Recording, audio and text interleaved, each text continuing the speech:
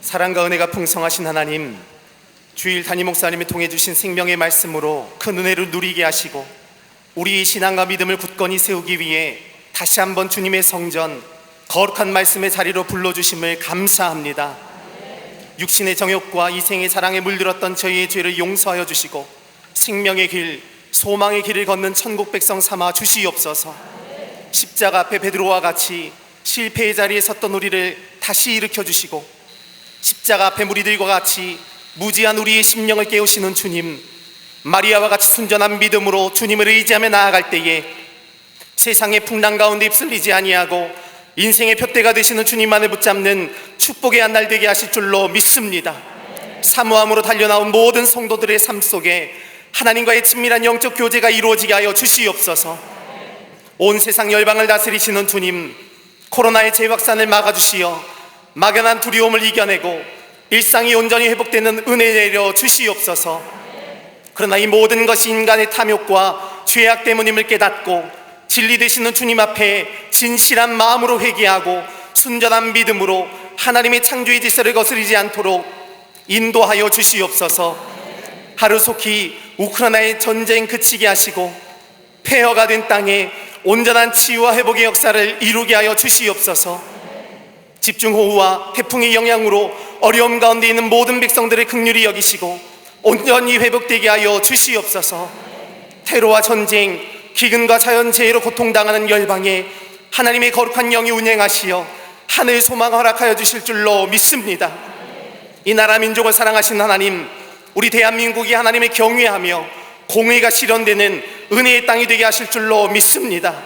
대통령과 위정자들에게 지혜를 주시어 당리당략과 사리사욕에 치우치지 않고 진정 백성들을 사랑하는 바른 정치를 감당케 하여 주시옵소서.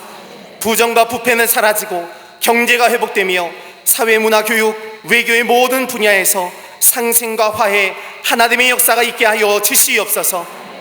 특별히 남과 북이 하나님의 선하신 손길 안에 하나 되기를 원합니다. 백성들의 굶주림을 무시한 채 핵과 미사일로 도발하는 북한의 약한 정권은 공의로 다스려 주시고 진정한 평화의 장으로 나오게 하시되 평화의 대화만큼이나 소중한 국가의 안보와 국방에 소홀히 하지 않는 지혜로운 결단과 민족을 향한 기도가 있게 하여 주시옵소서. 소수의 인권을 위해 다수를 위협하는 포괄적 차별금지법이나 동성애, 이단과 우상, 미신은 물러가고 건전하고 바른 가치관과 역사관을 통해 성숙한 사회를 이루게 하여 주시옵소서. 기독교 학교들의 건학 이념에 따라 말씀을 가르치고 예배할 수 있도록 사합법의 재개정을 이루어 주시옵소서. 130년 선교의 역사를 통해 이 나라의 복음의 빛을 비추신 하나님, 영적으로 온탁한 이 시대 갈 길을 몰라 방황하는 수많은 이들 앞에 십자가 복음의 능력과 은혜가 이 땅을 덮게 하여 주시옵소서. 그 일을 위해 우리 강림의 재단을 사용하여 주시니 감사합니다. 생명적 신앙으로 미래를 준비하는 귀한 사명 감당하며 나아갈 때에 새로운 시대, 새로운 역사를 창조하는 긍정적인 믿음과 적극적인 신앙이 우리 안에 있게 하여 주시옵소서. 절박한 시대에 구령의 사명으로 지금껏 달려오신 감독님, 주께서 지키시고 인도하심에 감사합니다. 모세와 같은 강건함을 함께 하시고 엘리야와 같은 영성으로 기도하실 때에 모든 제목들 응답하여 주시옵소서. 성령의 역사를 써내려가시는 생명의 외침이 시대를 깨우는 하늘의 음성으로 삼아 주시옵소서. 부흥의 역사를 이어가시는 담임 목사님, 간이교회와 한국교회를 넘어 전세계 기독교를 이끄는 참된 지도자로 사용하심을 감사합니다. 하나님 나라 확장의 귀히 쓰임받게 하시며 코로나로 무너진 세계교회와 기독교 부흥의 새로운 역사를 일으키게 하여 주시옵소서. 주일의 설교와 트리니티의 말씀을 통해 놀라운 신유와 회복의 역사가 있게 하시고 우리의 심령 골수를 쪼개는 하나님의 능력이 되게 하실 줄로 믿습니다. 우리가 아론과 훌이 되어 하나님의 나라를 완성하는 헌신과 눈물, 땀과 희생으로 섬기게 하여 주시옵소서. 무엇보다 연약한 우리의 신앙을 점검하고 회복하여 어두운 시대를 밝히는 견고한 그루터기가 되게 하여 주시옵소서. 선교구와 속회, 선교회가 든든히 세워져 가고 교회 학교와 청년, 청장년 사랑부, 샤이닝의 부흥을 통해 다음 세대를 키워가는 건강한 교회가 되게 하여 주시며 남서북교회, 해외 선교지, 각 기관과 부서가 더욱 성장하고 성숙하게 하여 주시옵소서. 동탄 성전과 잠비아 선교센터 건축의 과정에 순적한 은혜를 주시고 복음 전도로 어두운 시대를 밝히는 생명의 역사들이 일어나게 하여 주시옵소서. 안으로는 건강하게 양육하고 성장하는 우리 광림의 재단을 삼아주시어 선교적 비전을 성취하는 주님의 기쁨 되게 하실 줄로 믿습니다. 수능을 준비한 귀한 수험생들이 주어진 삶의 최선을 감당하고 하나님께 영광 돌리는 축복의 통로가 되게 하여 주시옵소서. 매 시간 트리니티 성서대학원을 통해 광림의 모든 성도들이 진리가 되시는 주님 안에 붙잡고 특별히 시편의 말씀을 통해 인간의 생사벽을 주관하시는 주님을 의지하며 시대의 위기를 극복하는 참된 지혜를 얻게 하여 주시옵소서. 이 시간을 섬기며 주님께 찬양하는 트리니티 찬양단과 보이지 않는 곳에서 수고와 헌신을 아끼지 않는 트리니티 봉사단에 하나님의 충만한 은혜가 있게 하여 주시옵소서. 우리 속에 있는 아픔과 고통, 질병과 삶의 여러 가지 문제를 가지고 이 시간 주님 앞에 섰습니다. 주님이 주시는 은혜를 통해 우리의 모든 삶을 치유하사 회복과 은혜를 누리게 하여 주시옵소서. 믿음의 귀와 영적인 눈이 열리게 하시며 우리의 마음 문이 열려 하늘의 음성을 듣게 하여 주시옵소서. 오늘 놀라운 회복과 치유의 은혜로 저희를 채워주실 것을 믿사옵고 이 모든 말씀 우리 주 예수 그리스도의 이름으로 기도하옵나이다. 아멘. 할렐루야. 우리 옆 사람들과 함께 인사하시겠습니다. 잘 오셨습니다. 끝까지 갑시다.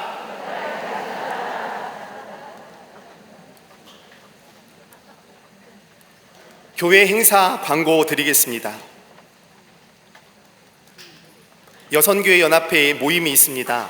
마리아 선교회 연합, 그리고 에스더 선교회 연합, 류디아 선교회 연합 모임이 9월 13일과 20일, 27일 트리니티 후에 나사렛 성전에서 진행됩니다. 여선교회 회원분들은 꼭 참여해 주시기 바랍니다. 마리아 선교회 연합 모임이 오늘 트리니티 후에 나사렛 성전에서 있습니다. 마리아 94개체 선교회 회장님들과 회원님들 함께 참여해 주시고 예찬관에 또 간단한 식사를 준비하고 있습니다. 꼭 참여해 주시기를 바랍니다. 트리니티 성경 암송을 원하시는 분은 담당 전도사님에게 신청해 주시고 기타 문의와 신청은 트리니티 담당 전도사님께 문의해 주시기를 바랍니다. 그 밖에 여러 광고들은 주보의 박스면을 첨부해 주시기 바랍니다. 오늘 성경 암송 신청하신 분이 계십니다. 말씀은 시편 1편 1절에서 3절 말씀인데요. 먼저 7교구의 박사님 권사님, 10교구의 최명조 집사님 두 분이 암송해 주시도록 하겠습니다. 먼저 7교구의 박사님 권사님, 암송한 말씀은 시편 1편 1절로 3절입니다. 우리 성경 암송 상품은 여선교회에서 제공을 해주시고요, 또 암송하시는 모습을 목회연구원에서 사진으로 선물해 드리고 있습니다. 7교구 박사님 권사입니다. 시편 1편에서 1편 3절 말씀을 암송하겠습니다. 복 있는 사람은 악인들의 꾀를 따르지 아니하며 죄인들의 길에 서지 아니하며 오만한 자들의 자리에 앉지 아니하고 오직 여호와의 율법을 즐거워하며 그 율법을 주야로 묵상하는도다. 그는 시냇가에 심은 나무가 철을 따라 열매를 맺으며 그 잎사귀가 마르지 아니함과 같으니 그가 하는 일들 다 형통하리로더라. 아멘.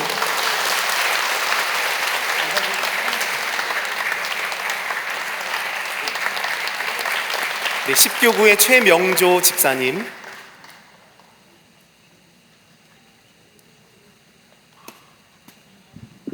할렐루야. 10교구 최명조입니다. 저는 옛날 성경으로 외웠습니다. 시편 1편 1절에서 3절까지 복 있는 사람은 악인의 길을 쫓지 아니하며 죄인의 길에 서지 아니하며 오만한 자의 자리에 앉지 아니하며 오직 여호와의 율법을 즐거워하여 그 율법을 주야로 묵상하는 자로다. 저는 시냇가에 심은 나무가 시절을 쫓아 과실을 맺으며 그 열매가 있지 않게 하시고, 처음부터 다시. 복 있는 사람은 악인의 길을 쫓지 아니하며 죄인의 길에 서지 아니하며 오만한 자의 자리에 앉지 아니하며 오직 여호와의 율법을 즐거워하여 그 율법을 주야로 묵상하는 자로다. 저는 시냇가에 심은 나무가 시절을 쫓아 가시를 맺으며 그 잎사귀가 마르지 않은 같으니 그 행사가 다 형통하리로다. 아멘. 아멘.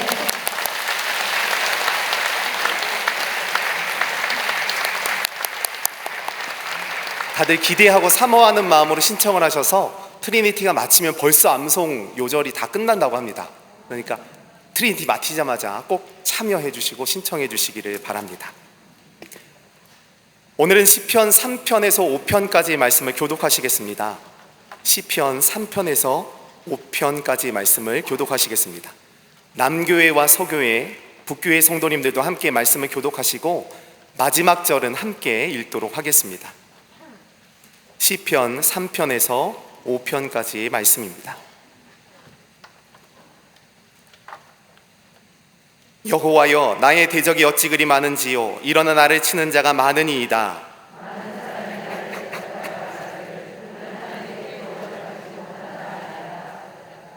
여호와여, 주는 나의 방패시요 나의 영광이시요 나의 머리를 드시는 자이시니이다.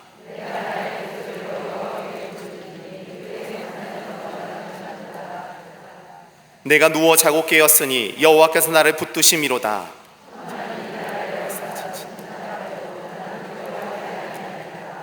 여호와여, 일어나소서. 나의 하나님이여, 나를 구원하소서. 주께서 나의 모든 원수의 뺨을 치시며 악인의 일을 꺾으셨나이다.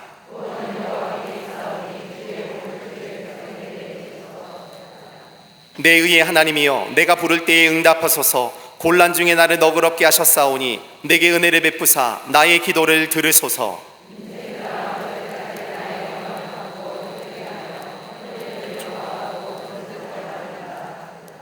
여호와께서 자기를 위하여 경건한 자를 택하신 줄 너희가 알지어다. 내가 그를 부를 때에 여호와께서 들으시리로다.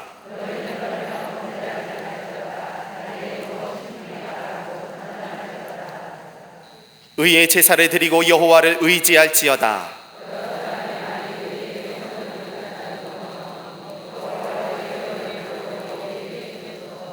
주께서 내 마음에 두신 기쁨은 그들의 곡식과 새 포도주가 풍성할 때보다 더하니이다.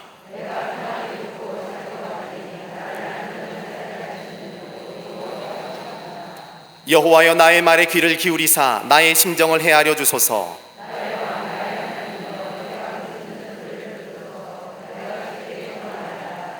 여호와여, 아침에 주께서 나의 소리를 들으시리니 아침에 내가 주께 기도하고 바라리이다.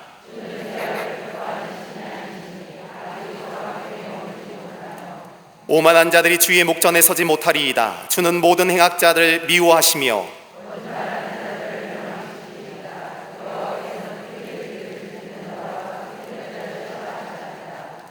오직 나는 주의 풍성한 사랑을 힘입어 주의 집에 들어가 주를 경외함으로 성전을 향하여 예배하리이다.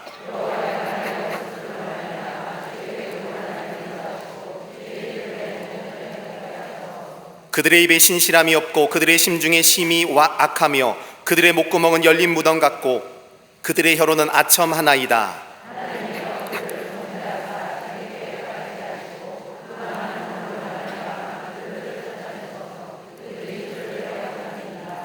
그러나 주께 피하는 모든 사람은 다 기뻐하며 주의 보호로 말미암아 영원히 기뻐 외치고 주의 이름을 사랑하는 자들은 주를 즐거워하리이다. 여호와여, 주는 의인에게 복을 주시고 방패로 함같이 은혜로 그를 호위하시리이다. 아멘. 할렐루야. 오늘 트리니티 두 번째 시간, 이 시간에 오신 모든 성도님들의 삶 속에 또 함께 참여하신 남교회, 서교회, 북교회 그리고 영상으로 함께 하시는 모든 성도님들의 삶 속에 하나님이 주시는 충만한 은혜와 능력이 임하게 되시기를 간절히 축원합니다. 오늘 트리니티 두 번째 시간은 시편 2편에서 14편까지입니다. 지난주 1강 때 담임 목사님의 강의를 통해서 시편의 서론적인 이야기들을 들으셨습니다. 제목, 저자, 기록 연대 그리고 목적에 대한 강의들을 들으셨죠. 강의를 들으시고 제가 신방을 하다 보니까 시편에 대한 엄청난 기대감을 들을 수가 있었습니다.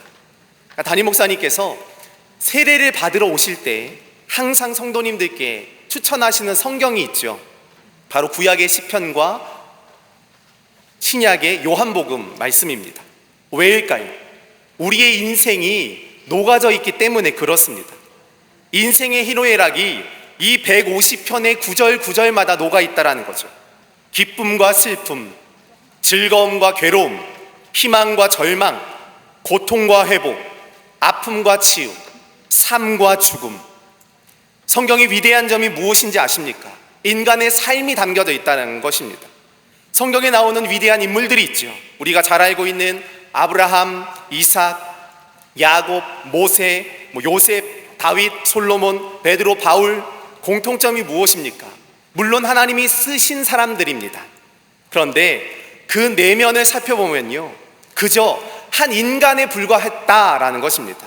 때로는 나약하고 실수투성이인 연약한 인간에 불과하다라는 거죠. 솔직히 우리 중에 이민을 갔다가 아내를 팔아먹고 오신 분이 계십니까? 팥죽 한 그릇에 형의 재산을 몽땅 가져오신 분은 계신가요? 화가 난다고 해서 이 하나님의 말씀인 성경을 집어 던지고 갈기갈기 찢은 분 계십니까? 그런데 이 이야기들이요, 우리가 잘 아는 것처럼 성경에 나타난 이야기들이었다라는 거죠. 그런 연약한 인간들이지만 하나님이 쓰십니다. 그 사람들이 쓴 이야기가 바로 오늘 본문 시편의 내용들입니다. 그래서 우리의 삶에 더 와닿는 것입니다. 나와 똑같은 인간의 실존 안에서 고민하기도 하고 갈등하기도 했던 이 시편 저자들의 삶이 남 이야기 같지 않은 거죠. 내 이야기 같습니다. 내 삶과 흡사하다라는 것입니다. 그래서 시편은요, 우리의 인생을 그대로 보여줍니다. 시편을 하나하나씩 읽다 보면 어떤 생각이 드십니까? 모든 것이 하나님의 은혜구나 라는 생각이 듭니다. 하나님의 약속을 성취하시고자 모든 약속을, 역사를 주관하신 하나님의 손길이 담겨져 있죠. 우리가 전혀 알지 못하는 지금 이 시간에도 하나님이 우리의 삶을 이끌어 가시는 줄로 믿습니다. 코로나로 무너진 이 땅을 위하여 안타까워하시며 민족의 위기를 극복할 놀라운 역사를 지금도 친히 준비하시는 줄로 믿습니다. 이렇게 하나님을 신뢰하는 믿음으로 본문을 보면요, 정말 은혜가 됩니다. 오늘 시편 2편에서 14편까지 내용은 좀 많지만 점심은 드시게끔 해드리겠습니다. 오늘 지난주 1강 시편 2편 먼저 보시겠습니다. 10페이지에, 지난주 강의한 10페이지에 나와 있습니다. 이 시편 1편이요, 진정한 복에 대한 이야기를 주고 있는데 우리의 마음에 하나님의 말씀인 율법을 새겨서 하나님과의 친밀한 영적 교제를 누리는 상태가 바로 복된 자다라고 하는 것을 1편에서 이야기했다면 2편에서는요, 마음에 율법을 새기는 모습을 여호와를 경외하는 것으로 표현을 하고 있습니다. 그러니까 여호와를 경외하는 것이 우리의 마음에 하나님의 율법을 새기는 것, 이렇게 강조하고 있다라는 것입니다. 그러니까 여호와를 경외하는 거기에서 나오는 즐거움을 통해서 우리는 고난을 이겨야 한다, 이것을 강조하죠. 그러니까 복 있는 사람은, 우리 시편 1편이 시작을 하는데 이 복 있는이라고 하는, 아쉬레라고 하는 히브리의 원어는요, 에쉐르라고 하는 말에서 나왔습니다. 그런데 이 뜻이요, 곧다, 똑바로 가다라고 하는 의미가 있습니다. 그러니까 하나님이 보여주시는 길을 똑바로 걸어가는 것이 복 있는 삶이라고 하는 사실을 우리에게 말씀해주고 있다라는 것입니다. 그 말씀을 우리의 마음판에 새기는 것이 하나님을 경외하는 것이죠. 분류상 오늘 시편의 2편은 제왕시로 분류가 됩니다. 그런데 표제가 없기 때문에 저자를 알 수는 없지만 사도행전 4장 25절에 누가의 말에 근거할 때 다윗의 저작일 것으로 확신을 합니다. 오늘 본문의 말씀은 여호와께서 나단을 불러서 다윗에게 이르라고 하신 묵시의 말씀 내용이라고 할 수가 있는데요, 사무엘하 7장 8절로 16절이 오늘 본문의 배경이 되는 이야기인 것입니다. 그런데 그 다윗 언약이라고 부르는 내용 속에 첫째로 다윗은 큰 왕이 될 것이다, 둘째로 이스라엘 백성은 외적의 침입을 받지 않고 평화롭게 살 수 있을 것이다, 셋째로 다윗은 영원히 쇠전하지 않을 왕조의 수립자가 될 것이다, 네 번째로 하나님과 다윗의 왕위를 계승할 왕의 관계는 아버지와 아들처럼 긴밀하게 될 것이다, 다섯 번째로 하나님께서는 사울에게서 당신의 은총을 거두어 가셨지만 다윗에게서는 결코 거두지 않으신다. 이 다섯 가지의 다윗 언약에 대한 내용이 담겨져 있다라는 것입니다. 다윗에게는 하나님의 은혜와 은총이 계속될 것이라 말씀하시는 거죠. 이 예언의 말씀을 시의 내용으로 각색을 한 것입니다. 그래서 1절로 3절의 말씀을 보면 여호와와 그 기름 부음 받은 자에 대한 대적자들의 사악한 행동이 나옵니다. 어찌하여 라고 말씀이 나오죠. 이 어찌하여 라고 하는 1절의 말씀은 놀라움의 표현입니다. 그런데 본시는 세상의 군왕들이 하나님이 세우신 왕에게 반역을 꾀하고 있다. 이것이 하나님 편에 볼 때, 그리고 하나님의 백성들의 편에 볼 때 너무 놀라운 일이라는 거죠. 그들의 반역의 행위는 하나님에게 비웃음을 살 수밖에 없는 행위라는 것을 말씀해주고 있다라는 것입니다. 그리고 4절로 6절 말씀에는 대적하는 무리들에 대한 여호와의 선포가 나와 있습니다. 하늘에 계시니가 웃으시며 주께서 그들을 비웃으신다. 그때의 분을 바라며 진노하사 그들을 놀라게 하여 이르시기를 내가 나의 왕을 내 거룩한 산 시온에 세웠다 하시리로다. 오늘 본문의 이 편은요, 하나님이 세우신 왕을, 그 왕을 위한 하나님의 행동이 나타나 있습니다. 열국을 비웃고 시온에서 하나님의 왕을 보호하신다라는 거죠. 여기서 열국을 다스리고 온 세상을 상속받는 왕은요, 왕이 없는 포로 후기에 자연스럽게 미래에 찾아올 메시아로 연결되고 있다는 것을 말씀해 줍니다. 그래서 시편 2편은 메시아가 이 땅에 오시면 하나님 나라의 통치가 완성된다, 실현된다, 성취된다, 이것을 말씀하는 시편이 바로 오늘 이 편의 내용입니다. 그리고 7절로 9절의 말씀을 보면 기름 부음 받은 자, 우리가 잘 아는 그리스도 메시아의 자기 권위, 선포에 대한 내용이 나오죠. 내가 여호와의 명령을 전한다. 오늘 우리가 아까 찬양했던 너는 내 아들이라, 오늘 내가 너를 낳았도다. 오늘 우리가 찬양했던 것처럼 힘들고 지쳐 낙망하고 쓰러져 우리가 의지할 곳 없는 바로 그때에도 하나님은 어둠을 뚫고 생명의 빛으로 시온의 문으로 우리를 감싸주시고 우리를 사랑으로 인도하여 주시는 줄로 믿습니다. 내게 구하라는 거죠. 내가 이방 나라를 내 유업으로 줄 것이며 내 소유가 땅끝까지 이르게 될 것이다. 영원할 것이다. 다윗에게 주신 언약을 다시금 확인시켜주고 계시다라는 것입니다. 그리고 2장 8절에서 내 소유가 땅끝까지 이르리로다 라고 하는 말은 단순히 메시아에게 땅의 복이 임할 것이라는 약속이 아니라 메시아의 사역을 통해 의인의 땅을 차지하는 복을 얻게 된다. 의인이 땅을 차지하는 복을 얻는다 라고 하는 말이죠. 실제로 시편 37편은 의인이 땅을 차지하게 될 것이다 라는 사실을 말합니다. 5권에서도 직접적으로 메시아의 출현으로 의인이 열국을 기업으로 얻고 땅을 차지하는 복을 누리게 될 것을 약속하고 있습니다. 그리고 10절로 12절 말씀은 세상의 권력자들을 향한 경고의 메시지가 나와 있는데요, 군왕들은 지혜를 얻으며 세상의 재판장들은 교훈을 받으라. 여호와를 경외함으로 섬기고 떨며 즐거워할지어다. 그의 아들에게 입을 맞추라. 그렇지 않으면 진노하심으로 너희가 망할 수밖에 없다.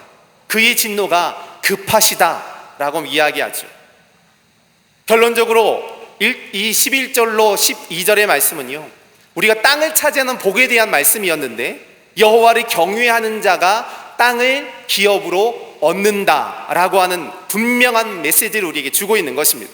시편에서 여호와를 경외한다라는 의미는 인간이 아무것도 아닌 존재라는 것을 깨닫고, 그럼에도 불구하고 하나님이 인간에게 베푸시는 사랑을 깨닫고 그 사랑에 응답하는 존재, 그러니까 하나님의 말씀을 내 마음판에 새기고 그 사랑에 적극적으로 응답하는 존재여야 한다는 사실을, 그것이 바로 복 있는 자다, 이렇게 말씀해주고 있다는 것입니다. 그러기에 여호와를 경외한다는 것은 하나님을 사랑하는 것입니다. 결국에 시편 2편은 하나님의 사랑을 진정으로 깨달아서 여호와를 경외하는 자가 되어 말씀을 내 마음판에 새기고 주님과 함께 동행하는 삶으로 나아가는 것, 여기까지가 바로 시편의 2편의 내용의 말씀인 것입니다. 시편의 서론이라고 할 수 있는 1편과 2편을 묶어서 구조적으로 살펴보면 1장 1편 1절에서는 악인의 꾀, 의인을 악인의 길로 유인을 했죠. 그리고 2절에서는 율법의 울타리 안에서 복을 받게 됩니다. 그리고 3절에서는 의인의 형통함과 4절과 5절에서는 악인의 특징에 대한 이야기를 우리에게 들려줍니다. 그리고 반드시 의인은 하나님이 인정하시지만 악인은 망할 수밖에 없다. 이 두 가지의 운명을 설명해 주는데요, 이 편에서도 동일한 구조적인 면을 살펴볼 수가 있습니다. 열국의 꾀 2편 1절로 3절에서는 왕을 대적하기 위해서 하나님이 비웃으실 정도로 헛된 일을 꾸미는 사람들에 대한 이야기가 나오죠. 그리고 4절로 6절에서는 시온이라고 하는 울타리 안에서 하나님의 보호하심을 받는 내용이 나옵니다. 그리고 7절로 9절에서는 이방 나라를 유업으로 얻고 땅을 소유함으로 왕은 여전히 형통할 수밖에 없다라는 말씀이 나오죠. 그리고 11절로 12절에 또 두 가지의 운명에 대한 패턴이 나옵니다. 여호와를 경외하는 자는 복이 있고 그렇지 않으면 망한다. 이 두 가지의 길을 복 있는 자는 죄송합니다. 복 있는 자는 하나님이 세우신 그 길을 걷는 자라는 사실을 분명하게 일깨워주고 있다라는 것입니다. 그래서 1편과 2편은요, 마음의 율법을 새기는 삶, 하나님을 향한 사랑을 품고 그분의 뜻을 실천하는 여호와 경외의 삶을 산다면 하나님과의 교제의 기쁨을 누릴 수가 있다라는 것을 우리에게 들려주고 있습니다. 이 1편과 2편은 탄식의 상황에 있는 성도들에게 땅의 복이라고 하는 동기부여를 통해 마음의 율법을 새겨서 신앙을 지킬 것을 권하고 있다라는 것입니다. 그러니까 나그네와 같은 우리의 삶에 정말로 필요한 성품이 뭘까요? 바로 인내라는 것입니다. 마귀들이요, 인간 낚시 대회를 했습니다. 마귀들은 낚싯대를 들고 경쟁적으로 인간을 낚아 올리는 거죠. 그런데 어느 마귀가 낚싯대를 내리기만 하면 인간들이 쏙쏙 빨려 올라온다라는 거예요. 쉴 새 없이 낚시를 하고 결과적으로 당당히 1등을 차지했습니다. 그때 마귀의 대장이 물었습니다. 자네는 무슨 미끼를 썼나? 어떤 미끼를 썼기에 이렇게 인간들이 잘 낚여 올라오는가? 라고 물었더니 이렇게 답을 했다라고 합니다. 포기라는 미끼를 썼습니다. 포기라는 미끼를 내리자 엄청난 입질을 하면서 인간들이 낚여 올라왔습니다. 때로 우리의 삶에요, 너무 쉽게 포기하지 않느냐 하는 것입니다. 조금만 어려움이 닥치고 문제가 생겨도 우리의 마음은 녹아버린다라는 거죠. 오늘 본문에 보니까요, 세상의 군왕들이 하나님이 세우신 왕에게 반역을 꾀하고 헛된 일들을 꾸밉니다. 그런데 여호와를 경외하는 자는, 여호와께 피하는 자는 다 복이 있다라고 말씀하시죠. 물론 그 시와 때는, 하나님이 우리에게 복을 주시는 시와 때는 알 수 없지만 우리는 그 시와 때를 기대하며 인내해야 하는 것입니다. 시편 126편 5절로 말씀해 보니까 눈물을 흘리며 씨를 뿌리는 자는 기쁨으로 거두리로다. 울며 씨를 뿌리러 나아가는 자는 기쁨으로 그 곡식단을 가지고 돌아오리로다 말씀하십니다. 오늘 이 자리에 계신 모든 성도님들이 울며 씨를 뿌리는 자의 인내와 헌신을 기억하고 믿음으로 묵묵히 자신의 자리를 지키는 거룩한 삶이 되시기를 바랍니다. 이제 다음 오늘 3편에서 14편까지의 내용을 보겠습니다. 오늘 이 시편의 말씀은요, 이스라엘 백성들이 여호와 하나님과 언약을 맺은 백성이라고 하는 사실을 말씀해 주죠. 또 한 개인으로서 창조주이신 하나님, 주권자이신 하나님과의 영적 교감을 노래한 신앙시의 모음집이다라는 것입니다. 그러니까 하나님의 백성들은 하나님과 언약을 맺었고 그 나라를 구성하는 우리 한 사람 한 사람들은 하나님이 창조주이심을, 주권자이심을, 우리의 인도자이심을 찬양하는 하나님과의 영적 교감이라는 거죠. 그런데 그 당시 이렇게 수많은 시들이 얼마나 많이 돌아다녔겠습니까? 구전으로도 돌아다니고요, 또 두루마기의 형태로도 돌아다녔겠죠. 그래서 이 시들을 하나로 모을 수 있는 어떤 수집과 편집의 권위가 필요했던 것입니다. 이렇게 어떤 공적인 권위를 가지기 시작한 시대가 바로 다윗의 시대였을 것으로 판단을 합니다. 왜냐하면 다윗은요, 우리가 잘 아는 것처럼 본인이 시인이었죠. 아름다운 시를 많이 썼습니다. 시편 150편의 말씀 가운데 무려 73편의 시를 썼죠. 50%에 가까운 시입니다. 저자가 밝혀져 있는 101편의 시 중에 73편, 그러니까 70%가 넘는 시가 다윗의 시다라는 것입니다. 다윗은 이렇게 해요. 하나님께 드리는 제사 속에서 찬양이 얼마나 중요한가, 이 찬양의 시가 얼마나 귀한가를 잘 알고 있었던 사람이었기 때문에 다윗을 중심으로 시편이 모집이 되었다라는 것입니다. 그리고 레위인 찬양대를 조직하고 자기가 지은 시를 중심으로 해서 시집을 만들게 됩니다. 공식적인 제사 때마다 하나님을 찬양하죠. 역대상 23장 15절 말씀 가운데 보니까 이 다윗이요, 마지막 임종을 앞두고 죽음의 때가 가까워왔을 때 하나님의 성전에서 찬양할 수 있는 레위 사람들 무려 4,000명의 찬양대를 세우는 이야기가 나옵니다. 그리고 역대상 25장 1절 말씀 가운데 보면 비파와 수금과 재금으로 찬양하라는 말씀이 나오게 되죠. 다윗은요, 참 찬양에 관심이 많았던 사람이었고 하나님과의 친밀한 영적 교제를 누리며 살았던 사람이었다라는 것입니다. 그렇게 다윗 때 그리고 솔로몬 때까지는 이렇게 여러 가지 편집의 과정들이 잘 지켜져 오다가 아무래도 솔로몬 시대 이후에는 좀 흐지부지해졌습니다. 그리고 히스기야 시대에 다시금 조금 작업이 이루어지게 되었지만 마침내 포로기를 지내고 이제 이스라엘 백성들, 유다의 백성들이 다시 돌아오게 되었을 때, 그때 민족 중흥의 제1과제로 종교 부흥을 시도한 에스라와 느헤미야 시대에 이르러 현체제와 같은 5권 150편이 구성된 것으로 보입니다. 그러니까 그 당시에 모든 민족들이 70년의 바벨론 포로기를 지내고 돌아왔습니다.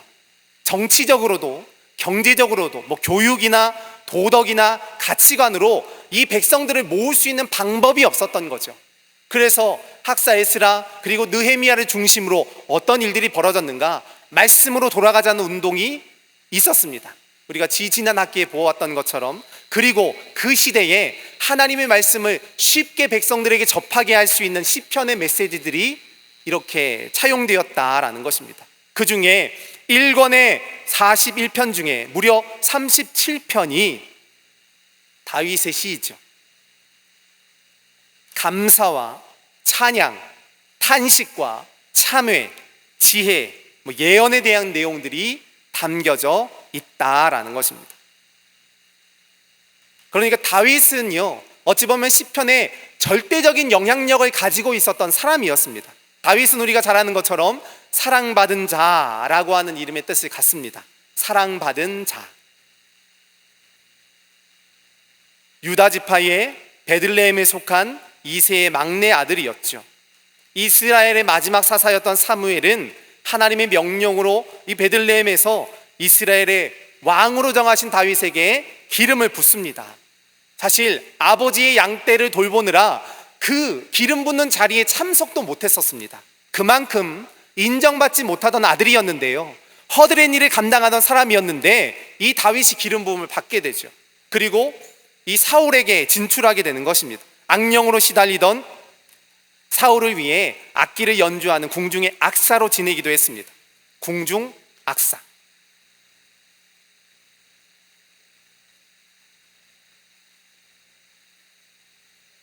그리고 우리가 잘 아는 것처럼 골리앗과의 전쟁을 물리치면서 승리하게 되면서 이 이스라엘 백성들의 영웅이 되었죠. 그런데 이것 때문에 사울에게 시기와 질투의 마음이 생겨나게 됩니다. 심지어는 사위였던 다윗을 죽이려고 안간힘을 썼죠. 사울이 길보아산 전투에서 죽을 때까지 그 위협을 피하면서 온갖 수모를 당합니다. 망명 생활도 했고요, 또 굴 속에 숨기도 하고 광야를 전전하기도 했습니다. 미친 척까지 했습니다. 우여곡절 끝에 왕이 된 다윗은요, 다윗의 집에 영원히 세우시겠다라는 하나님의 언약처럼 강성대국을 만들었지만 신복이었던 우리아의 아내를 취하고 전쟁터에 죽게 하면서 하나님의 징계를 받습니다. 그리고는 밧세바와의 사이에서 태어난 아들이 죽게 되었고요, 이후에 다말의 사건 그리고 암논과 압살롬의 이 사건들이 나오죠. 후에 열왕기하 2장에서 아도니아까지 죽게 되는 이야기를 보게 됩니다. 우리가 새벽 말씀 속에서 계속 살펴보고 있는 말씀들입니다. 사무엘하 12장 그리고 오늘 13장 말씀에 나왔던 이야기들이죠. 그 이야기들을 통해서 다윗은 무려 4명의 아들을 잃는 것입니다. 그리고 다말의 사건, 아들에게 쫓겨가는 인생 최대의 위기를 만나게 됩니다. 그런데 진실한 마음으로 참회하고 자복하여 하나님의 마음에 합한 자라는 칭함을 받게 된다라는 것입니다. 하나님의 마음에 합한 자.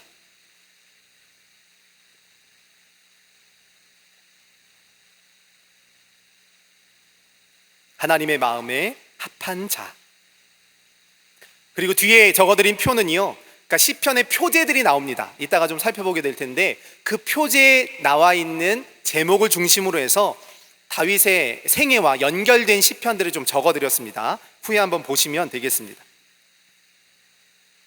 그러니까 다윗의 인생은요, 하나님이 정말로 귀하게 보셨죠. 물론 이렇게 생각할 수도 있습니다. 목사님, 왕이니까 그렇죠.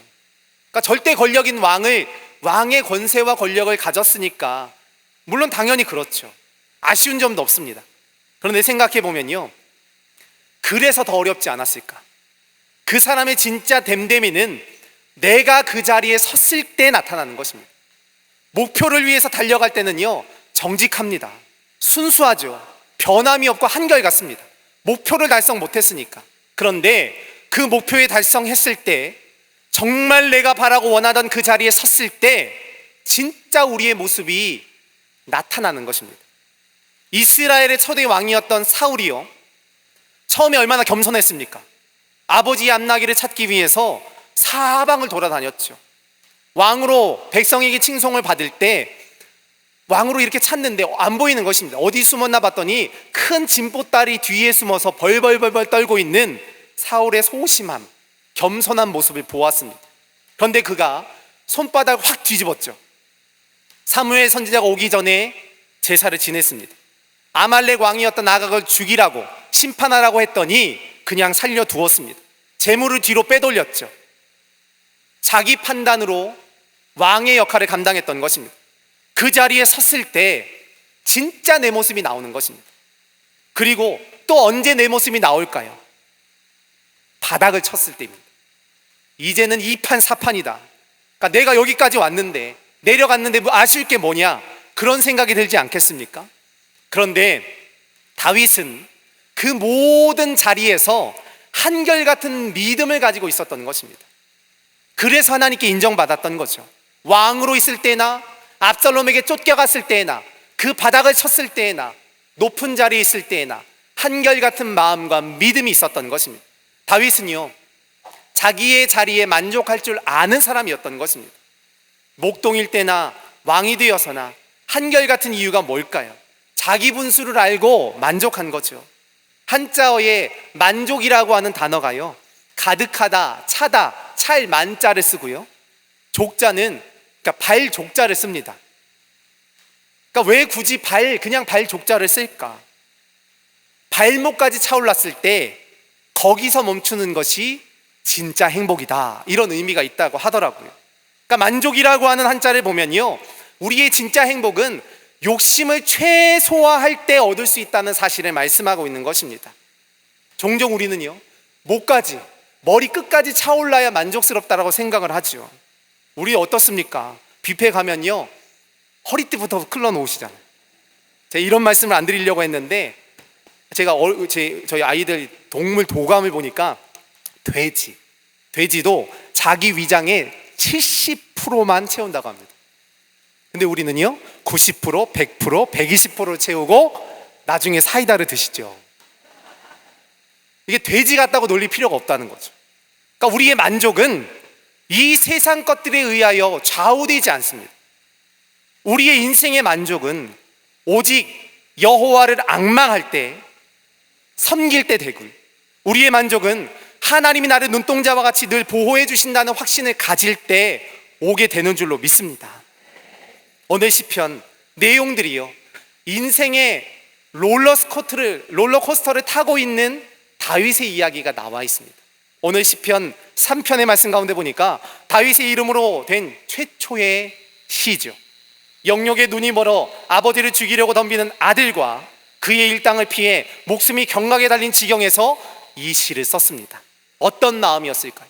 사단은 하나님의 백성이 넘어지기를 기다린다. 다윗의 씻을 수 없는 범죄 앞에 나단 선지자의 엄중한 질책이 있었습니다. 사무엘하 12장 14절 말씀 가운데 보니까요, 이 일로 말미암아 여호와의 원수가 크게 비방할 거리를 얻게 하였으니 라는 말씀이 나옵니다. 바세바의 사건 때문에 나단 선지자가 다윗을 꾸짖었는데요, 그때 했던 이야기죠. 사단은 이 기회를 놓치지 않고 다윗 백성들에게 그리고 시므이에게 모욕을 당하도록 만든다라는 것입니다. 그런데 그런 환경에서도 하나님을 전적으로 신뢰하고 그의 보호하심과 평안을 구하는 내용이 담겨져 있습니다. 고난의 자리에서 하나님께 간구하는 기도가 바로 오늘 시편 3편의 내용인데요, 다윗은 이런 극한 상황에서도 하나님이 함께 하시기 때문에 두렵지 않다, 하나님이 함께 하시기 때문에 능력이 있다, 이 사실을 말하고 있습니다. 우리가 한 절 한 절을 다 세심하게 살펴볼 수가 없기 때문에 대략적인 내용을 중심으로 구분해 드리겠습니다. 1절의 내용은 자신에게 대적이 많음을 한탄하고 있고요, 2절은 대적들의 비방을 적고 있습니다. 3절로 5절에서는 고난 중에 드리는 믿음의 기도에 대한 내용이 나오죠. 그리고 6절로 8절은 고난 중에 둘러싸여도 구원은 오직 하나님께 있다, 이것을 말씀하고 있습니다. 1절과 2절에서 아들의 반역으로 쫓겨난 다윗의 마음이 담겨져 있습니다. 그러니까 압살롬 사건 때문에 다윗이 얼마나 마음이 힘들었겠습니까? 상상하기 어려운 이런 상황 속에서 많은 사람들은요, 다윗이 하나님께 구원받지 못할 것이다 라고 떠들어댔습니다. 조롱하기 시작했죠. 그런데 다윗은 천만인이 나를 애워싸 진친다 할지라도 두려워하지 않을 거다, 여호와께서 원수의 뺨을 치시고 악인의 일을 꺾으실 것이다 라고 고백하면서 하나님의 도우심을 확신한다라는 것입니다. 그리고 다윗은 3절로 5절에서 나의 방패이신 하나님, 나의 머리를 드시는 하나님, 그리고 응답하시는 하나님에 대한 이야기를 들려주고 있습니다. 그러기에 평안하게 눕기도 하고 자기도 했다라는 것입니다. 주님 때문에 평안을 누릴 수가 있었던 거죠. 여기에서 나의 방패라고 하는 단어는요, 우리가 방패를 보면 우리가 일반적인 방패의 모양이 있죠. 동그란 방패이거나 아니면 그 모양들이 있는데, 그렇게 한 방향만을 막는 것이 아니라 앞뒤 옆 모두를 방어해주는 원통형의 방패를 의미하는 것입니다. 그러니까 완벽하게 나를 보호해 주신다, 나와 함께 하신다 라고 하는 의미가 있다라는 것입니다. 그러니까 육신이 보호를 받는 것보다 더 중요한 것이요, 마음이거든요. 육신의 고통, 압살롬의 반란의 칼은 물론이거니와 시므이의 저주의 말이 이어 마음의 고통까지도 하나님이 보호해 주신다는 사실을 표현하고 있는 단어가 바로 나의 방패라는 거죠. 그리고 중간중간에 나오는 셀라라고 하는 말은요, 시편에서 자주 등장하게 될 음악 용어입니다. 이 셀라는 히브리어 살라라고 하는 들어 올리다, 높이다 라고 하는 뜻에서 나온 단어인데요, 노래를 부를 때 음정을 높이는 것으로 해석을 할 수가 있겠습니다. 그러니까 시편 1편의 내용은 아들의 반역 가운데 여전히 우리를 구원의 손길로 붙잡아 주시고 우리에게 참된 평안을 주시는 하나님의 사랑을 노래하고 있다는 것입니다. 4편의 내용은요, 고난의 밤에 드리는 탄식입니다.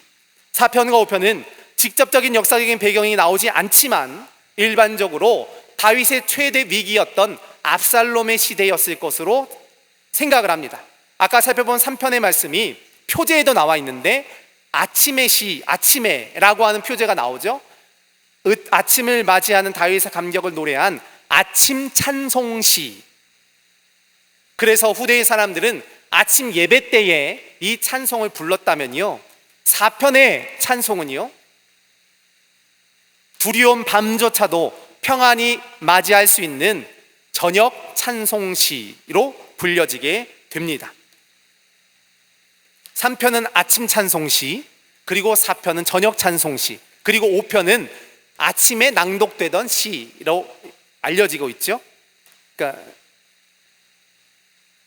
오타가 났습니다. 4편은 성전의 예배 음악을 관장하는 영장 곧 성가대 지휘자의 인도에 따라 현악기를 맞춰서 불렀습니다. 긍휼이 많으신, 4편 1절의 말씀은요, 긍휼이 많으신 하나님의 성품에 근거하여 기도의 응답을 구합니다. 그리고 2절과 3절은 하나님의 공의를 통하여 대적들에게 경고하고 있죠. 그리고 4절과 5절의 말씀은요, 자신의 추종자들에게 지금 당하고 있는 현실 앞에 분노하지 말아라, 화내지 말아라, 하나님이 우리를 지켜주시지 않느냐, 하나님을 의지하라는 말씀이 권면이 나옵니다. 그러니까 1절에서 다윗이 내 의의 하나님이여 라고 부르고 있는데요, 내 의의 하나님이여 라고 하는 이 말씀은요, 고난과 역경 가운데서도 하나님이 함께 하신다라는 것을 보여주죠. 그러니까 의의 하나님이라는 뜻이요, 내가 의롭다는 사실을 아시는 하나님, 나의 의의 변호자가 되시는 하나님, 내 무죄를 밝히시는 하나님, 공동번역에서는 이렇게 해석이 되고 있습니다. 그러니까 하나님이 나를 신뢰하신다는 사실을, 나를 믿어주신다는 사실을 고백하고 있는 거죠. 그리고 3절에 경건한 자라고 하는 하시드라고 하는 말은요, 헤세드라고 하는 변함없는 사랑과 충성이라고 하는 헤세드에서 나온 단어입니다. 그러니까 하나님의 사랑이 변하지 않는다, 고로 하나님을 향한 우리의 신앙 역시도 흔들리지 않을 것이다 라고 하는 단어가 바로 이 경건한 자라고 하는 뜻입니다. 의의 제사는 동물의 제사가 아니고요, 우리의 심령을 통회하며 자복하며 찢는 영적 제사를 의미한다라는 것입니다.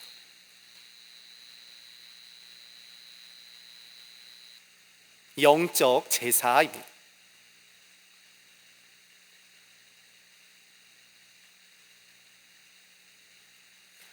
시편 5편의 말씀은요, 이제 아침 기도 때에 성가대의 지휘를 따라 관악기에 맞추어 부른 노래로 주께 피하는 자의 기쁨을 노래하고 있다라는 것입니다. 하나님의 거룩함은 곧바로 인간의 거룩함을 요구하죠.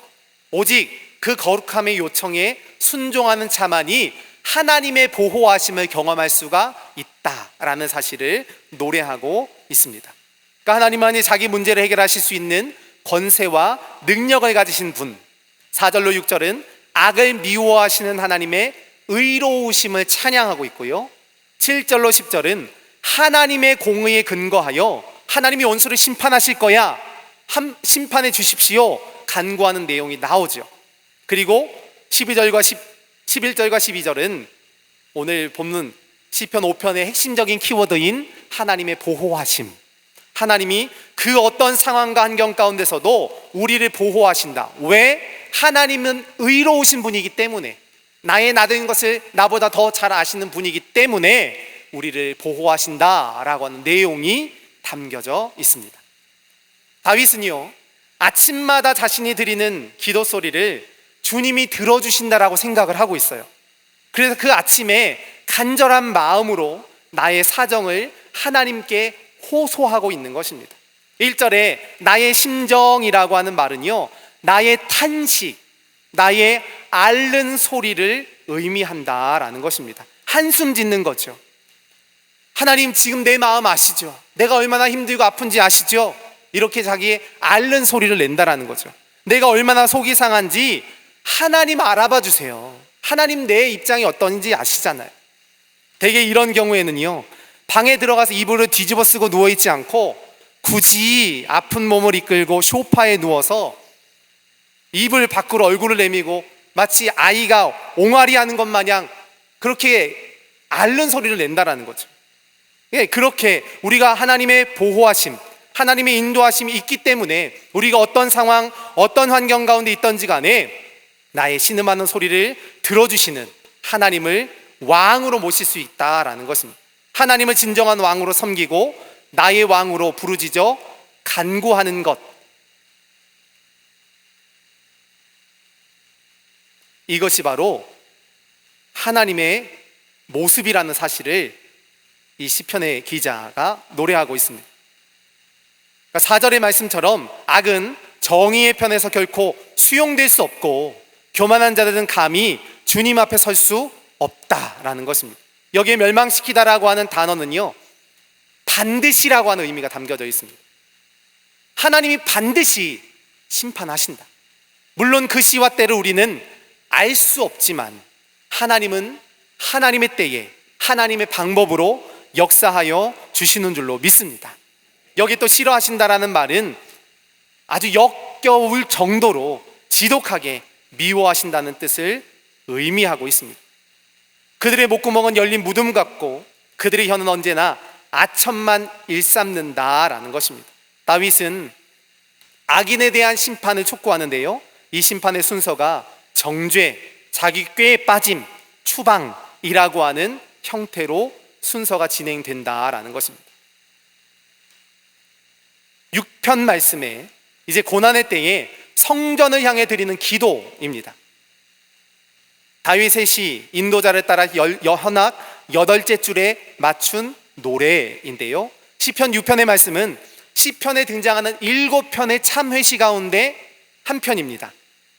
그 130편을 제외한 6편의 참회시를 이 다윗이 썼는데, 다윗이 그만큼 죄가 많아서 참회할 게 많았다라고 하는 의미라기보다는 그만큼 하나님 앞에 자신의 진실하게 나아갔다라는 거죠. 철저하게 참회하는 삶을 살았다라는 것을 의미합니다.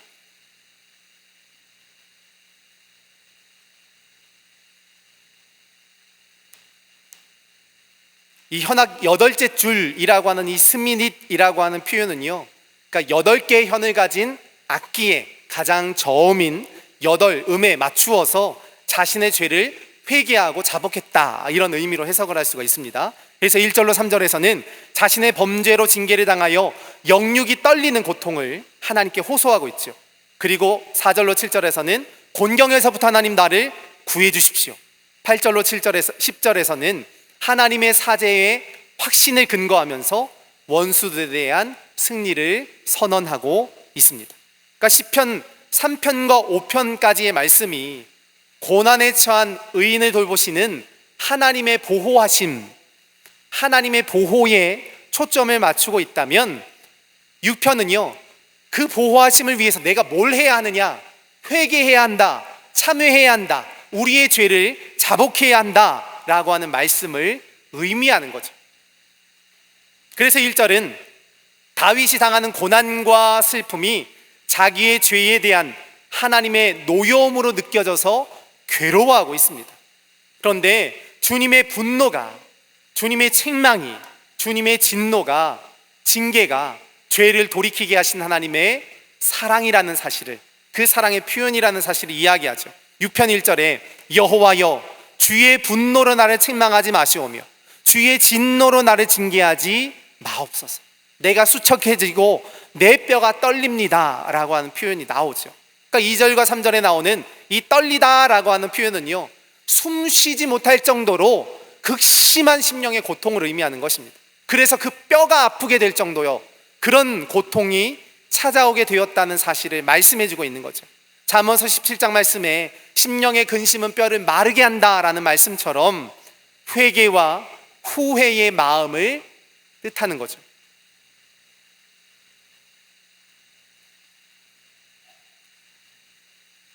더불어 5절 말씀 가운데 보면 누가 스올에서 주님께 감사할 수 있습니까? 누가 음부에서 하나님을 찬양할 수가 있습니까?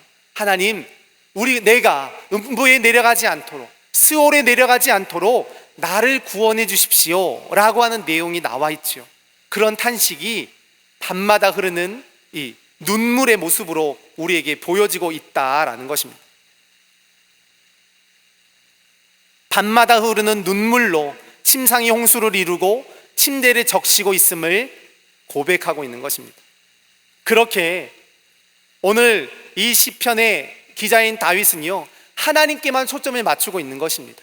하나님, 내가 스올에 내려가지 않도록 나를 구원해 주십시오. 내가 하나님을 영원히 찬양할 수 있도록 나를 지켜주십시오. 하나님께 초점을 맞추는 인생을 노래하고 있다라는 것입니다. 종교개혁자인 마르틴 루터 목사님이 어느 날 아침에 빵을 먹고 있었습니다. 근데 옆에 있던 강아지가요, 자기의 이제 루터 목사님의 손에 들려져 있는 빵을 계속 바라보고 있는 거죠. 강아지 키워 보시는 분들은 아시겠지만 요것만 보잖아요. 올라가면 보고 내려가면 이 계속 반복해서 따라오는 것입니다. 그래서 빵을 뜯어 먹을 때마다 마음이 계속 걸리더라는 거예요. 그래서 할 수 없이 빵을 뜯어서 강아지에게 주었습니다. 그런데 그걸 바라보면서 마음의 눈물이 왈칵 쏟아졌다는 거죠. 하나님, 나는 언제나 세상만 바라보고 하나님이 나를 바라봐 달라고 기도합니다. 하나님은 언제나 나를 바라보고 계셨는데 내 눈은 여전히 엉뚱한 곳만 바라보았습니다. 나는 이 철없는 강아지 한 마리만도 못했습니다. 이제 주님 한 분만 보고 살겠습니다. 이렇게 믿음의 고백을 드렸다라는 거죠. 하나님의 눈동자는요, 언제나 우리를 향하여 있는 줄로 믿습니다. 이제 우리의 눈이 하나님께 초점을 맞추고 하나님을 의지하는 삶이 되어야 할 줄로 믿습니다. 이렇게 다윗이 하나님만 바라보고 우러르는 마음을 고백하고 있습니다. 그렇게 눈물로 침상에 뜰 정도의 회개를 하고 있는데요, 후회하고 있는데요, 이것이요 시제상으로 보면 미완료의 시제를 사용하고 있습니다. 어떤 의미인가 하면 이 시를 써내려가고 있는 지금도 내 마음의 회개가 자꾸만 찾아오고 내 뼈가 떨립니다. 지금 이 순간에도 나는 끝까지 하나님 앞에 회개하고 있습니다 라는 거죠. 그래서 8절로 9절 말씀 가운데 보니까요, 들으셨도다, 하나님이 우리를 들으셨도다. 8절 말씀에 악을 행하는 너희는 다 나를 떠나라, 여호와께서 내 소리를 들으셨도다. 여호와께서 내 간구를 들으셨으며 여호와께서 내 기도를 받으시리로다 말씀하는데요, 이 들으셨도다라고 하는 표현의 시제는 완료형입니다. 이미 끝난 거죠.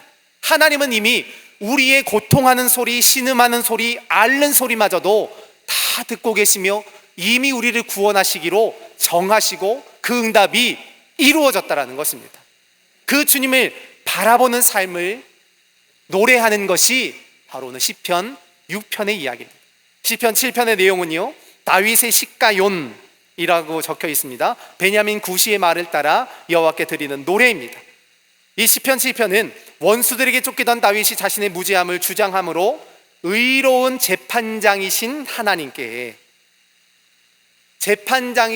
자신의 억울함을 좀 호소하는 내용이죠.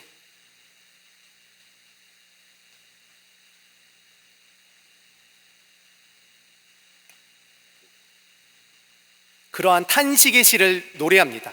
이 시가욘이라고 하는 말은 시편에서만 나오는 표현이고 복수형인 시기오노시라고 하는 표현은 하박국에 나오는데요, 정확한 뜻이 알려져 있지는 않지만 히브리어 사가, 바른 길에서 벗어나다 비틀거리다 라고 하는 말에서 나온 회개의 의미이거나 아니면 아카디아어의 구어였던 이 세구라고 하는 말로 애가일 것으로 추측을 합니다. 또 구시, 베냐민 지파의 구시라는 사람도 사실은 그 신원이 나와 있지는 않죠. 그런데 베냐민 지파는 우리가 잘 아는 것처럼 사울의 지파이죠. 그래서 다윗이 사울에게 쫓길 시기에 사울을 지지하고 다윗을 비방했던 말이나 사람이었을 것으로 추측을 하고 있습니다. 그러니까 자기의 무고한 고난에 대해 하나님께 탄원하고 있고요, 6절로 9절의 말씀 보면 하나님의 공의와 심판자라고 하는 말씀 드렸던 것처럼 공의와 심판을 호소하고 있다라는 것입니다.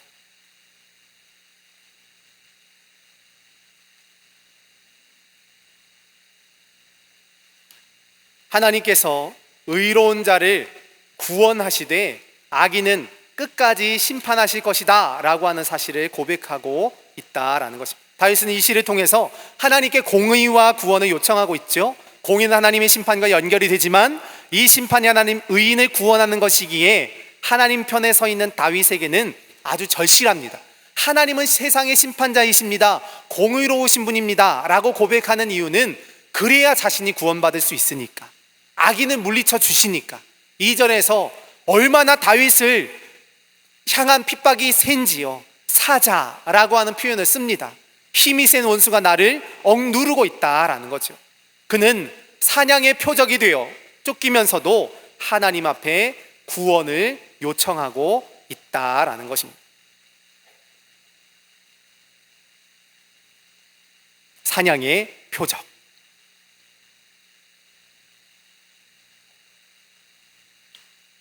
의로우신 재판장이신 하나님은 인간의 악과 타협하거나 공의에 대한 열의를 잃지 않으시고 매일 분노하시는 하나님이라고 표현을 하고 있습니다.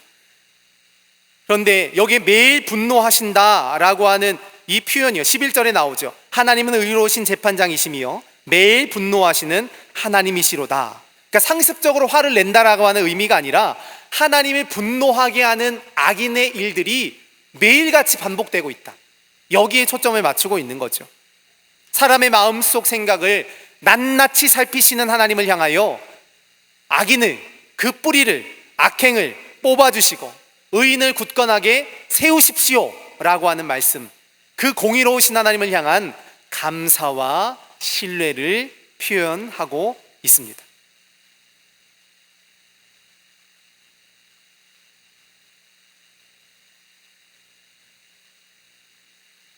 감사와 신뢰입니다. 이제 시편 8편 말씀인데요, 이 표제는 다윗의 시이지요. 가장 사랑받는 시 중에 하나입니다. 그러니까 하나님이 지신 하늘의 달과 별, 공중의 새와 바다의 물고기, 땅의 모든 짐승들, 이 천지 만물을 열거하면서 하나님의 창조를 찬양합니다. 하나님이 온 세상 만물을 지으셨다라는 것을 찬양하죠. 특별히 시편 8편은요, 여호와 우리 주여, 주의 이름이 온 땅에 어찌 그리 아름다운지요 라고 하는 구절이 1절과 9절에서 반복해서 나타나 있습니다. 사실 다윗은 목동 생활을 했죠. 사무엘에게 기름 부음 받기 전까지 이 아버지의 양떼를 돌보는 그런 역할을 감당했습니다.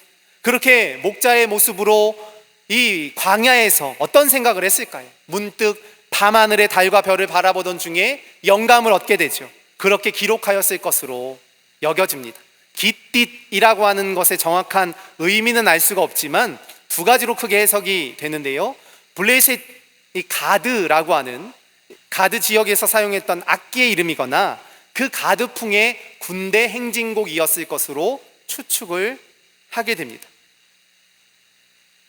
이렇게 하나님이 지신 우주와 만물에 대한 하나님의 영광을 찬양하는 내용이 1절과 9절에 나오고요, 창조주이신 하나님의 능력과 창조의 솜씨에 대한 찬양이 2절과 3절에 나옵니다. 4절과 8절에서는 하나님이 지신 만물 가운데 특별히 인간을 존귀하게 하셨죠.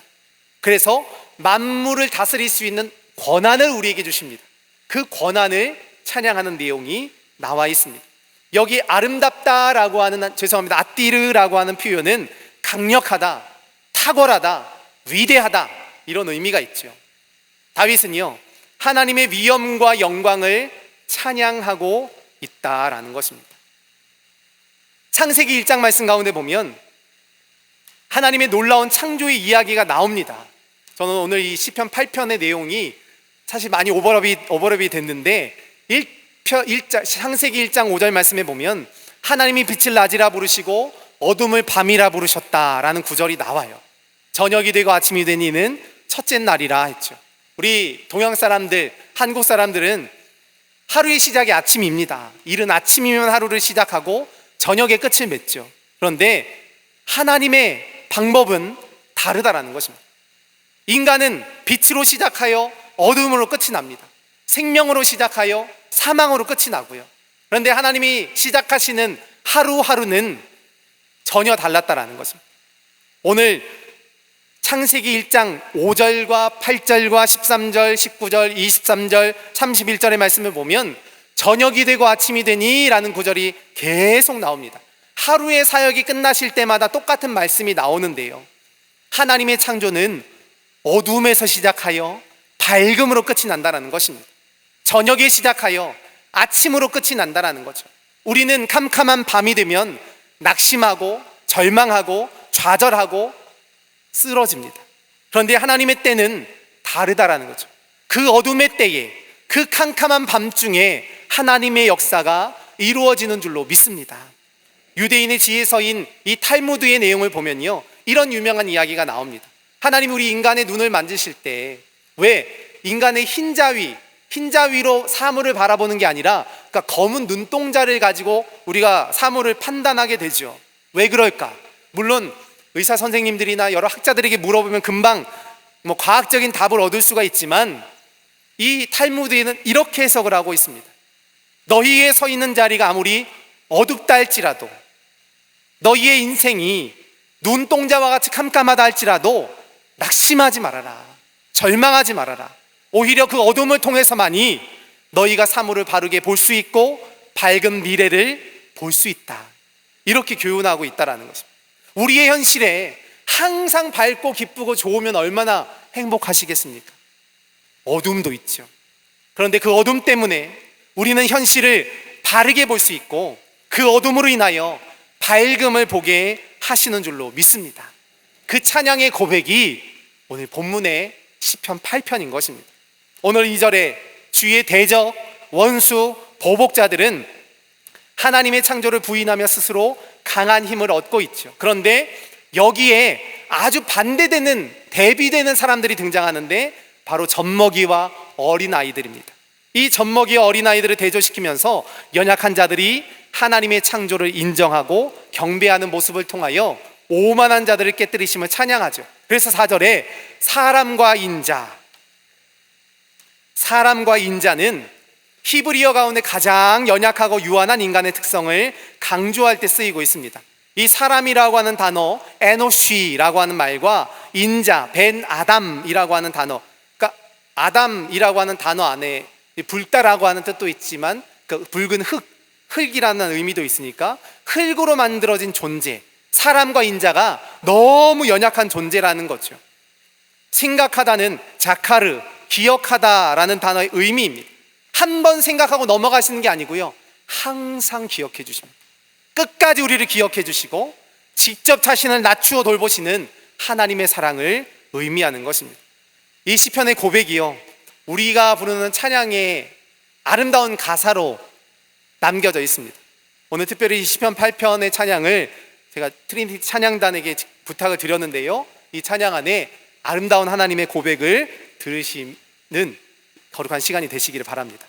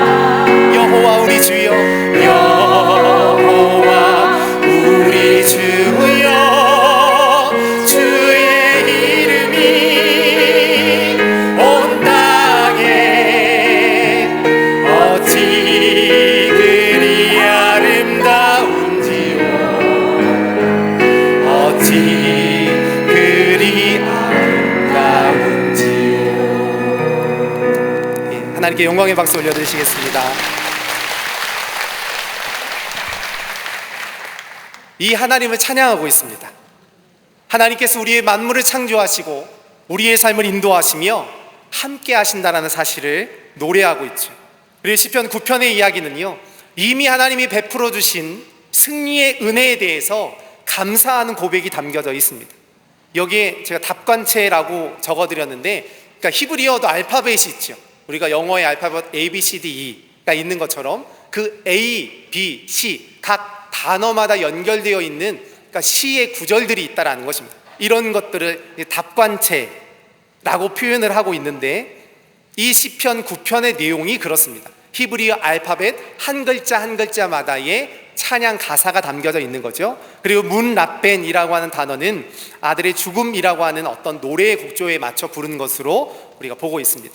1절로 3절에서 여호와 하나님께 감사하고 있습니다. 4절로 6절에 원수로부터 구원하심을 감사하고요, 7절과 12절에서 공의의 심판자이신 하나님을 찬양하고 있습니다. 공의의 심판자.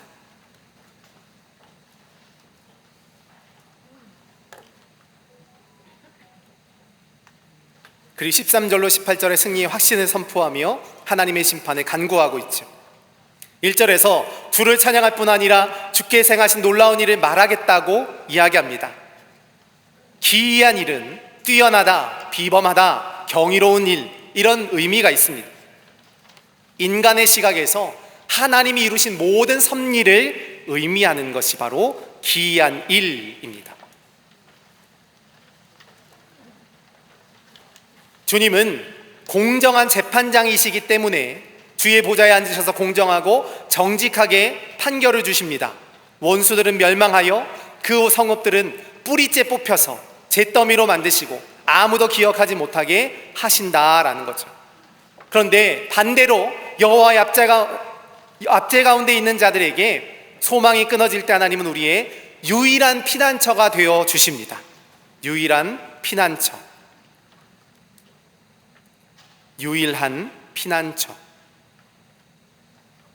그리고 다윗은 사망의 문에서 일으키시어 시온의 문으로 인도하신 하나님을 찬양하고 있습니다. 유일한 피난처이신 하나님, 그리고 시온의 문.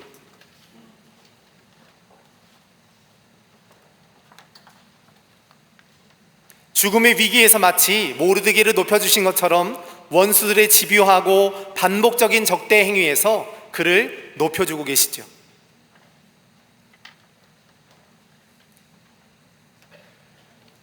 사실 다윗이 가장 두각을 나타냈던 시기가 바로 골리앗과의 전쟁이었습니다. 엘라 골짜기에 있었던 그 골리앗과의 전쟁이었죠. 그럼에도 불구하고 하나님이 그와 함께 하신다는 사실을 믿고 있었는데요, 다윗이 선포하죠. 너는 칼과 단창으로 내게 나아오거니와 나는 만군의 여호와를 의지하여 네 앞에 나아간다, 크게 이야기합니다. 성경에는 그가 읍졸이었다 그렇게 말하지 않습니다. 아마 엘라 골짜기가 떠나가라고 외치지 않았을까요? 모든 사람들이 들었습니다. 골리앗도 들었고요, 블레셋 사람들도 들었고, 심지어는 이스라엘 군사들과 사울 왕도 들었겠죠. 그런데 아무도 믿어주지 않았습니다. 심지어는 비웃었죠. 그런데 누가 믿어주었습니까? 만군의 여호와이신 그분, 하나님이 믿어주시고 지켜주시고 보호하셔서 승리하게 하신 줄로 믿습니다. 만군의 여호와이신 그분이 우리의 삶을 인도하시며 함께 하신다는 사실을 이야기하는 거죠. 이 사실을 노래하며 찬양하고 있는 것입니다. 오늘 시편, 또 시편의 말씀은요, 4편의 작자 미상의 시, 그러니까 1권에 등장하는 41편 중에 4편이 작자가 미상인데 그 중에 하나입니다. 그런데 9편의 내용이 아까 히브리어 알파벳 순으로 시가 쓰여졌다라고 말씀을 드렸는데, 오늘 시편도요 그 뒤를 이어서 그러니까 답관체 형식으로 똑같이 쓰여졌습니다. 그래서 많은 초기의 성경학자들이 하나의 시가 아니었을까라고 생각을 했는데, 오늘날에는 그 시의 내용이 너무 다른 거죠. 그래서 다른 시의 내용일 것으로 이렇게 판단을 하기도 합니다. 9편은 원수에 대한 승리를 회상하고 감사하는 내용, 그리고 시편은 악한 자에게 압제받는 의인의 탄식이 나옵니다. 그러니까 악인은 이 세상 역사에 대한 초월자 하나님의 간섭과 섭리를 무시하며 하나님의 존재를 부인하는 무신론자라는 것입니다. 하나님을 알지 못하는 사람들이라는 거죠. 그러기에 자기의 탐욕을 위하여 조금의 양심의 가책도 없이 하나님을 부인하는 자라는 의미인 것입니다. 1절과 11절의 시인은 하나님이 불경건한 악인들의 무서운 힘과 약한 자들을 숨어 기다리는 악인들의 모습을 통하여 무신자들이 어떤 존재인지를 고발합니다. 하나님의 공의를 무시하고 가련한 자, 고아나 과부와 같이 연약한 자들을 압제하는 사람들, 권력자, 부유한 자들이 얼마나 나쁜 사람들인지를 이야기하는데요, 2절에서 압박했다라고 하는 말은 태워버리다, 박해하다, 아주 심각하게 이들을 압제하고 있다는 사실을 의미하는 거죠. 우는 사자와 같은 그들의 속성을 이야기합니다.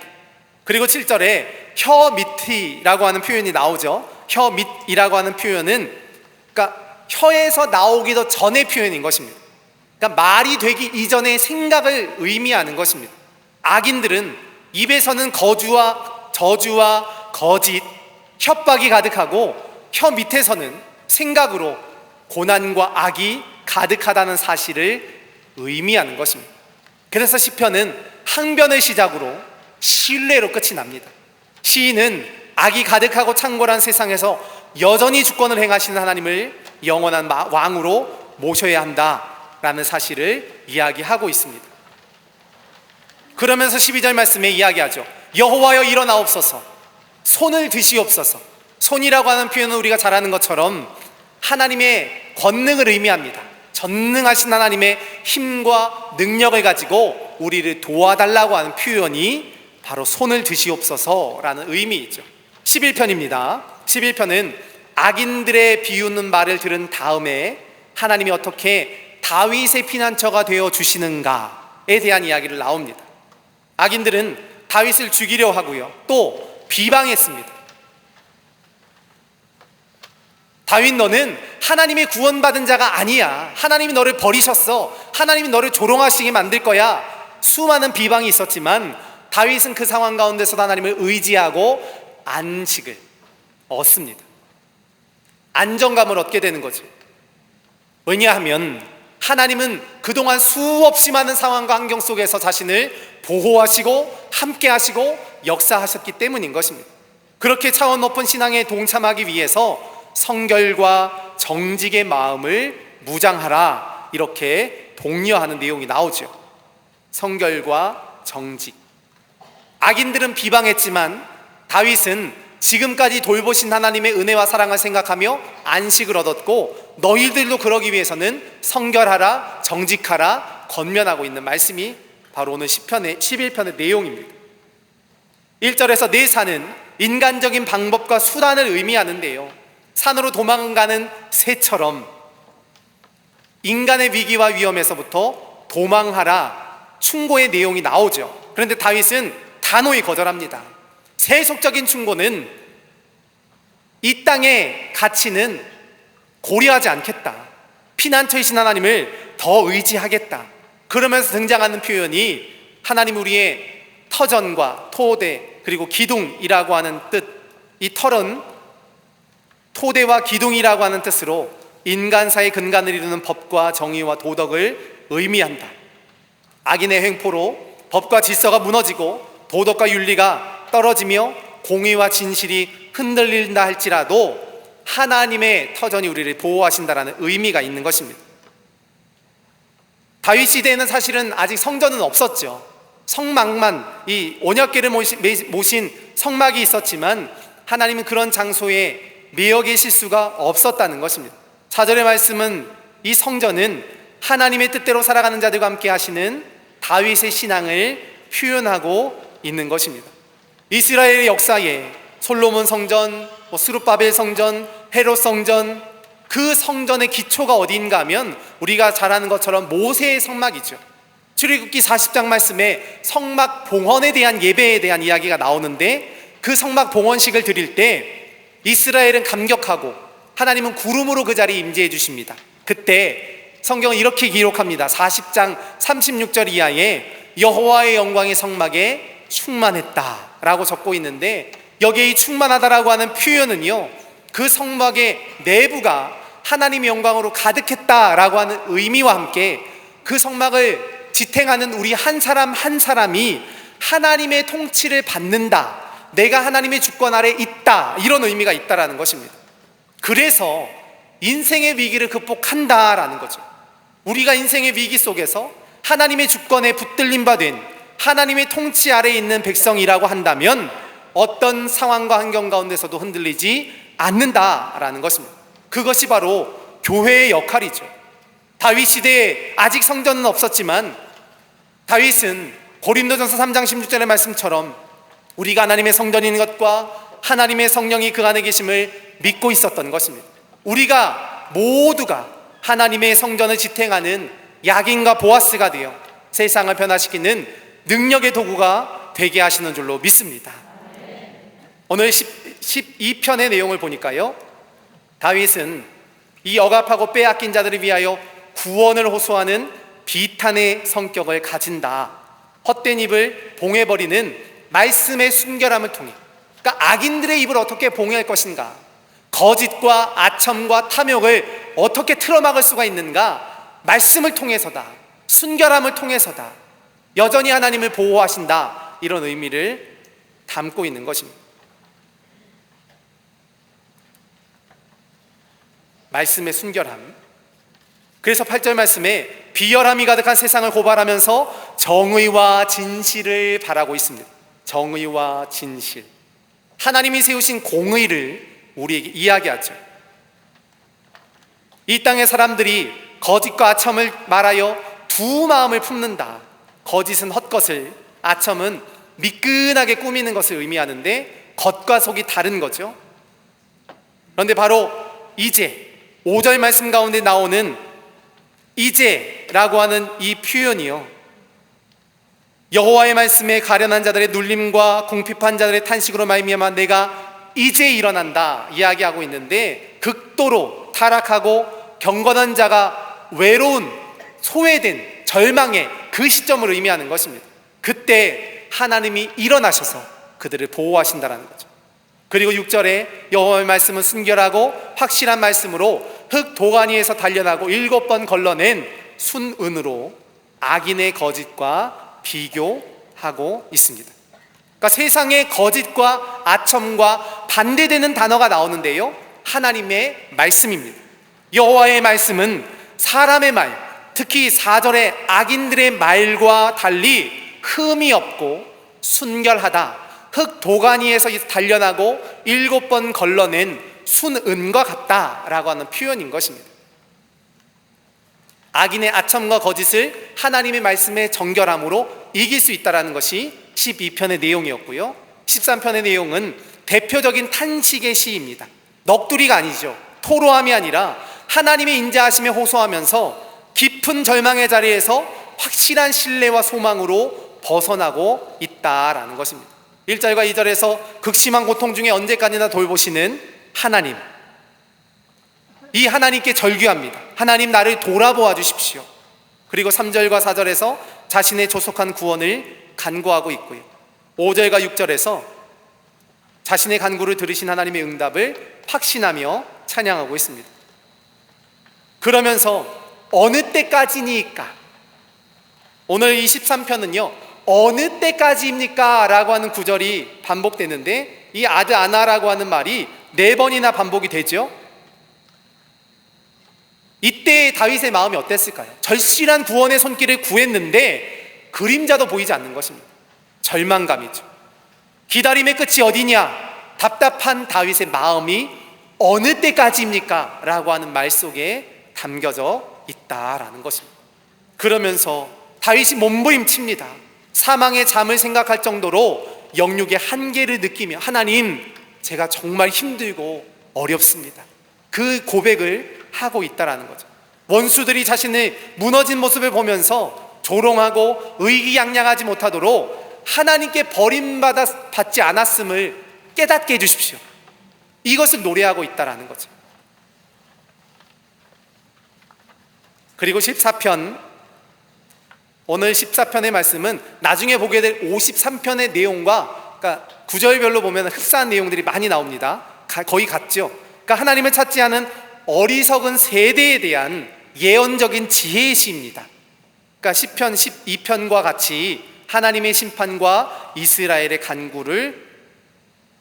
구원을 간구하고 있다라는 것입니다. 하나님을 부인하는 어리석은 악인들로 가득한 세상을 고발하죠. 어리석은.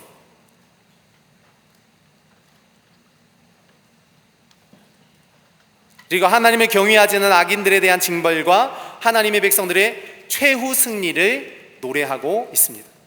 어리석은 자, 최후 승리. 1절의 어리석은 자는 지적으로 우둔한 자가 아니라 도덕적으로 부패하고 이기적인 자, 하나님을 부정하고 모독하는 완고한 무신론자들을 의미하는데요, 3절의 말씀처럼 선을 행하는 자가 하나도 없었다라는 거죠. 로마서 3장 10절에 의인은 없나니 하나도 없으며 라고 하는 말씀과 같이 선을 행하는 자가 없었다라는 것입니다. 하지만 어리석은 자들은 하나님의 심판을 두려워합니다. 이 두려움은 이스라엘의 조상들이 싸울 때 하나님이 그들을 두렵게 만들어 적들을 물리치고 멸망시켰던 공포죠. 하나님은 의인의 시대에 계시며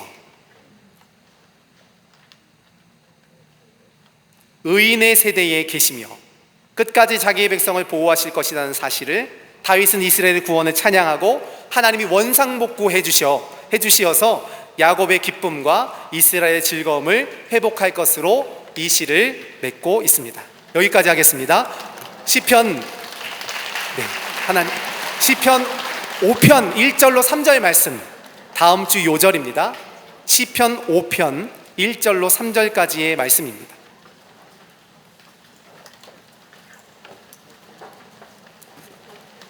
기도하시겠습니다. 사랑이 많으신 하나님, 주의 거룩하신 은혜와 사랑과 은총으로 저희들의 모든 삶을 인도하시어 우리에게 주의 길을 가르치시어 말씀의 진리 위에 굳게 서서 흔들리지 않는 축복의 믿음 되게 하여 주시옵소서. 이 코로나의 광풍 속에서도 예수 그리스도의 십자가만을 바라보며 그 고난과 사랑을 의지하는 거룩한 동행자들이 될 수 있도록 인도하여 주시옵소서. 민족의 위기와 어려움을 이길 수 있는 유일한 길은 오직 예배와 기도인 줄로 믿습니다. 늘 주님이 함께 하시되 그 은혜에 감사하며 주님께 드린 귀한 물질의 헌신을 받아주시기를 원합니다. 이 예물이 쓰이는 곳곳마다 그리스도의 향기를 비추게 하시고 하늘의 신령한 은혜와 땅의 기름진 복을 채워 주시옵소서. 돌아가는 발걸음 안전함으로 지켜주시고 주의 의로운 장중에 붙들어 주실 것을 믿사옵고 모든 말씀 예수님의 이름으로 기도하옵나이다. 아멘. 하늘에 계신 우리 아버지여, 이름이 거룩히 여김을 받으시오며 나라의 마옵시며 뜻이 하늘에서 이룬 것 같이 땅에서도 이루어지이다. 오늘날 우리에게 일용할 양식을 주옵시고 우리가 우리에게 죄 지은 자를 사하여 준 것 같이 우리의 죄를 사하여 주옵시고 우리를 시험에 들게 하지 마옵시고 다만 악에서 구하옵소서. 대개 나라와 권세와 영광이 아버지께 영원히 쌓옵나이다. 아멘.